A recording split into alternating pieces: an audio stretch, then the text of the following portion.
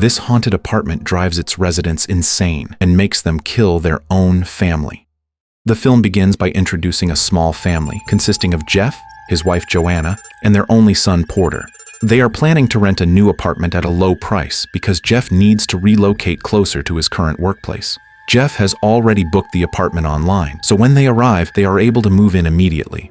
Although the apartment is not very spacious, it is still comfortable enough for their small family. For the time being, they plan to stay there until Jeff manages to save enough money to buy a house for them. However, when they arrive at the apartment unit they have just rented, they do not meet the owner at all. The only thing they find is a piece of paper left on the table. Out of curiosity, Jeff reads the note, only to discover a message from the owner asking them to leave immediately if they feel uncomfortable staying there. Even though they are a bit confused by the message, they decide to look around the apartment. As they explore, their attention is drawn to several strange items on display. There is one particular room that catches their interest, a room that appears to have been deliberately locked by the owner for no clear reason. Despite this, they choose not to focus too much on it and instead enjoy the facilities provided in the apartment. And so far, they feel quite satisfied with everything. That's a weird note. During their first week living there, Joanna begins cleaning and rearranging the apartment according to her preferences, while Jeff stays busy with his work. Jeff works as a TV host, and this time he receives an offer to act in a film. This is an opportunity he does not want to miss, even though he knows it will make him busier and keep him away from home more often, leaving less time to spend with Joanna and Porter. Jeff shares the good news with Joanna, telling her about the film offer. Joanna, who is actually a lawyer currently on leave to take care of Porter after giving birth, feels happy to hear it. Knowing that Jeff's career is becoming more promising, Joanna begins to consider quitting her job and fully focusing on taking care of their child and family. Later, Joanna complains about their apartment address not being supported by any internet provider. She really wants internet access so she can stay connected to the outside world, but for some reason, the apartment's address is not listed in the provider's database, making it impossible for her to install an internet connection. While she is expressing her frustration, Jeff is too busy with his work, which makes Joanna feel a bit annoyed. Jeff quickly apologizes, explaining that he has been too focused on memorizing his script for the next day. I went to the internet place today, but they said they couldn't hook it up in this building. Sorry, I'm just really nervous about tomorrow. One day, while Joanna is taking a shower, she hears the sound of a door opening, and when she checks, she is shocked to see that the room, which had been locked since the beginning, is suddenly open on its own. Joanna only observes the room from outside, seeing a baby crib, a rocking chair, and several family photos displayed on the walls. That is one strange occurrence, but another happens when Joanna returns home after grocery shopping, where she hears someone entering the apartment building. However, after checking, she cannot find anyone at all. Hello? Hello? Before long, they have entered their second week living in the apartment, and the strange events continue. When Joanna is trying to clean up and put items into boxes, she hears someone knocking on the door, but when she checks, there is no one outside. As she tries to continue her work, she is shocked to see that the items she has already packed into boxes have somehow returned to their original places. Not only that, Porter becomes increasingly fussy and refuses to stop crying. Yet when Joanna brings Porter into the room that was previously locked, he suddenly stops crying, as if he feels comfortable in that room. One morning during breakfast, Joanna notices a woman wearing a jacket standing silently in front of their apartment building. Suddenly, the woman turns her gaze toward Joanna, which immediately frightens her. Joanna quickly asks Jeff to look at the woman, but when Jeff looks out the window, the woman has mysteriously disappeared. Hey, what's your coffee? Oh, thank you. What? Just look out the window. There's nothing there. I gotta go. Bye. After Jeff leaves for work, Joanna continues her daily routine, taking care of Porter while doing house chores. While busy around the house, Joanna notices Porter standing in front of the locked room. She immediately pulls him away, but it seems Porter wants to go inside. Eventually, Joanna gives in and enters the room again, laying Porter down in the baby crib while she sits on the rocking chair. Even though the room appears to have been unoccupied for a long time, it is still well maintained. On the walls, there are many photos of unfamiliar people with their babies, along with an old photograph of a woman wearing a blue dress. It seems that they are all former residents of the apartment. Right beside the rocking chair, Joanna finds a basket containing sewing tools, a blanket, and a diary written by the woman in the blue dress, whom we will refer to as Adele. In the diary, Adele pours out her frustrations about her baby, who constantly cries, and the sound of someone banging on the apartment walls, yet whenever she checks, she never finds anyone. To keep her baby away from the noise, Adele eventually moves her child into that room, but this decision makes her husband George extremely angry.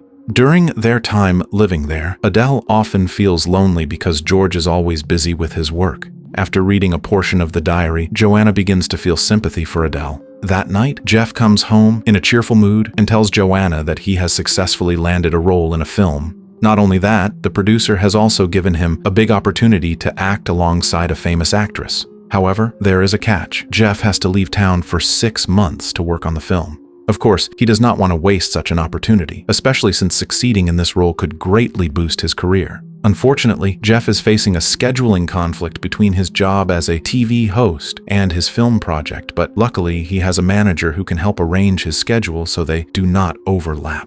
Hearing this, Joanna feels a bit worried because it means she will have to live alone and take care of Porter in the apartment without Jeff for months. Suddenly, Jeff informs Joanna that his ex-girlfriend Alex will be staying over at their apartment because they have work to do together that requires them to stay up late. Joanna actually dislikes Alex, but since it is related to Jeff's job, she allows Alex to stay for just one night. For the chance work, Dabrowski.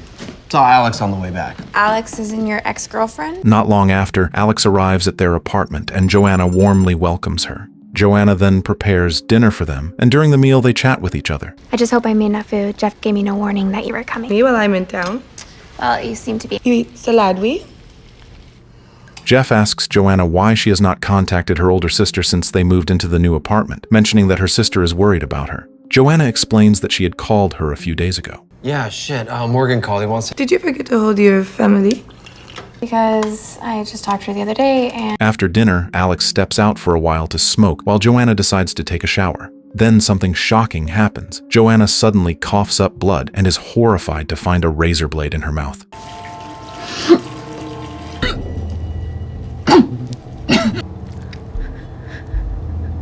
Out of nowhere, Alex appears and says that she feels sorry for Joanna. In a sudden burst of rage, Joanna violently attacks Alex and kills her on the spot.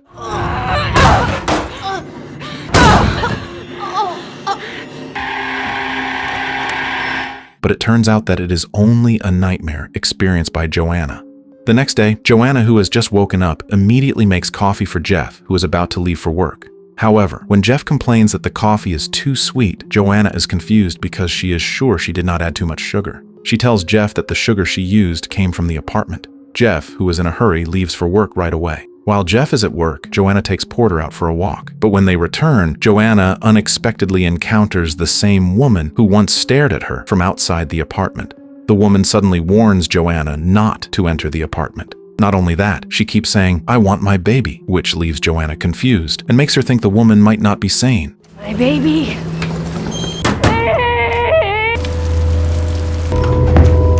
After putting Porter to sleep in the locked room, Joanna continues reading Adele's diary. In it, Adele writes about how she spends her days cleaning the house and taking care of the child she loves so much, while her husband George never helps with any housework and never has time for their child. Adele also expresses that she feels uncomfortable and unhappy living in the apartment. Whenever she is alone at home, she feels as if someone else is there with her. Joanna, who has not finished reading the diary, ends up falling asleep on the chair and is later woken up by Jeff, who has just returned from work. Jeff asks where Porter is because he has searched the apartment but cannot find him. It turns out Joanna left Porter in the locked room. Strangely, whenever Porter is in that room, he feels calm and does not cry. This surprises Jeff, as he cannot understand how the room could be open when it was previously locked. Jeff then forbids Joanna from entering the room again, worried that the apartment owner might get angry. We're not supposed to be in there. I know. Okay, I don't... I'm locking it later on. It should have been locked before. Oddly enough, when Jeff takes Porter out of the room, Porter immediately starts crying uncontrollably. No, I think that you should try to make it work. Hey. I don't know. Go outside. Go for a walk. I do! Joanna then tells Jeff that she feels uncomfortable living in the apartment and asks him to find a new place. She explains that she often hears knocking sounds at the door, but finds no one there, sees objects moving on their own, and experiences many other strange occurrences. Instead of listening, Jeff becomes irritated and angry, overwhelmed by stress from his work, and an argument breaks out between them. I mean, I can smell people cooking in the... Get a little stress in my life already! Next time, yeah, okay, you think she's... Joanna also brings up Jeff inviting Alex to stay at their apartment, which made her jealous. In the end, Jeff apologizes for making Joanna feel that way. Besides, Alex has now disappeared, and no one knows where she is. She can't. She's gone missing. I don't know. My agent just keeps calling. Are you serious? I don't know what you want me to do, Jeff. I asked her and she said... Before long, they have entered their third week living in the apartment. After putting Porter to sleep, Joanna continues reading Adele's diary. Adele once planned to leave the apartment, but she could not carry it out because George hid all her important documents such as her passport and ID. Moreover, ever since they moved there, George's behavior has gradually changed, and he does not hesitate to be physically abusive toward Adele. Over time, Adele grows increasingly suspicious that George may be having an affair with their neighbor. She often hears suspicious sounds coming from the neighbor's room, suggesting that George might be involved in a secret relationship. After reading the diary, Joanna becomes afraid that what happened to Adele might also happen to her. This fear causes her to act distant toward Jeff when he comes home. Seeing her behavior, Jeff promises that he will not get close to anyone else to protect her feelings. As night falls, they decide to go to bed, but Joanna suddenly wakes up after hearing a suspicious noise coming from the living room. When she checks, she is shocked to see Jeff making love with Adele, but it turns out to be just another dream. When Joanna wakes up, she is confused to find herself sleeping on the chair, even though she remembers going to bed with Jeff the night before. She asks Jeff who moved her there, and Jeff explains that they were making love in the living room the previous night, and because Joanna was exhausted, she chose to sleep on the chair. However, Joanna becomes even more confused because she does not remember that moment at all. Instead, in her dream, she saw Jeff making love with Adele. Wake up. Moved it across the room. I had a dream you cheated on me with the woman and... I don't know. With the dead woman? Before long, Joanna has been living in the apartment for 4 weeks.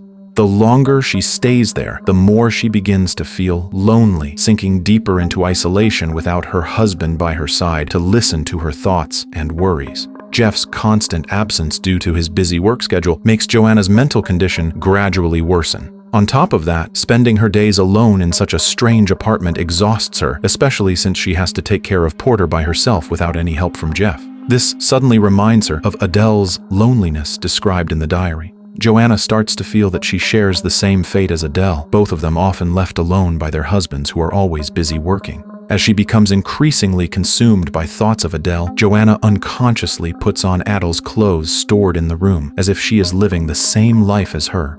Wanting to know how Jeff is doing, Joanna decides to call Jeff's manager to ask about his condition, but the manager cannot be reached at all.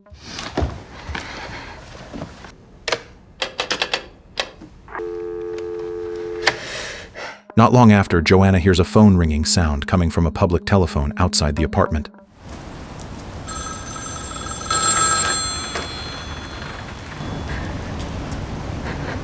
When she answers it, she hears a woman's voice saying that Porter belongs to her. She also hears Porter crying on the line, which makes her panic and rush back to the apartment.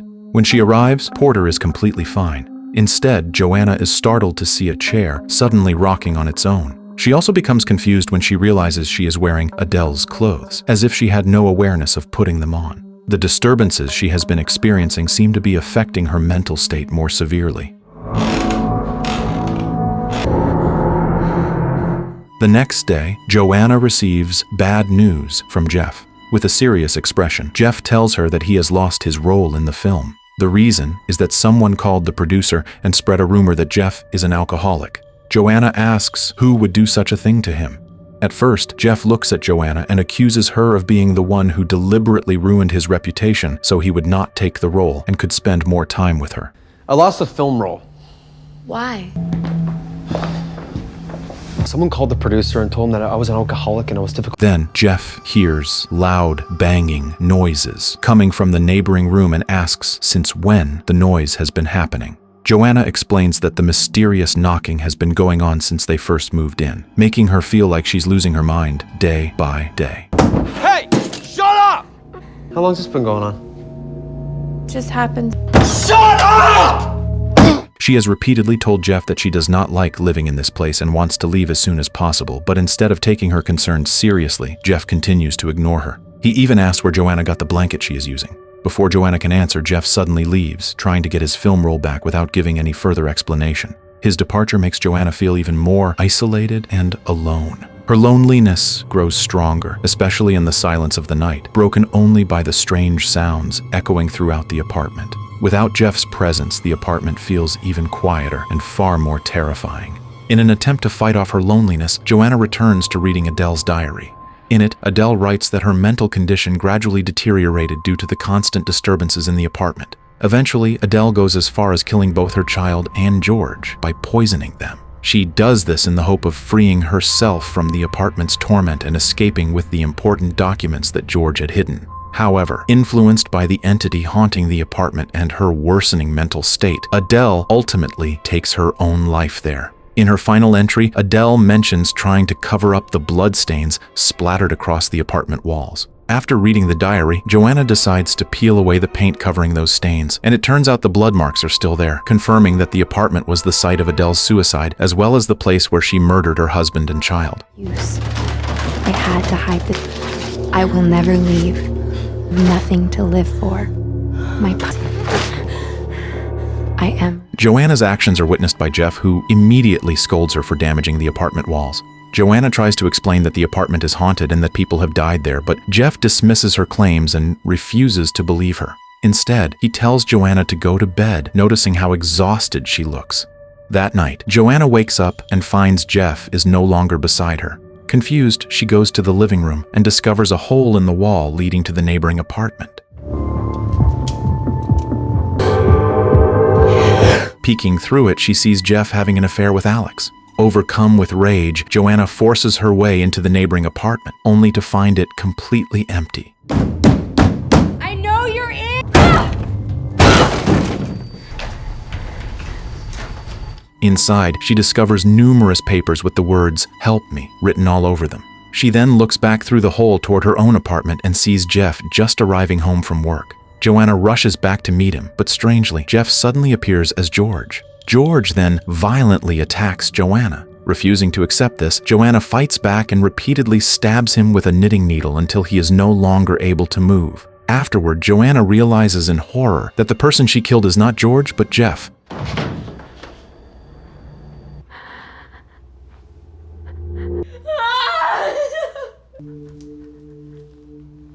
Not only that, she has also brutally killed Porter. Once again, her clouded mind and the hallucinations caused by the entity in the apartment have led her to unknowingly murder her own husband and child.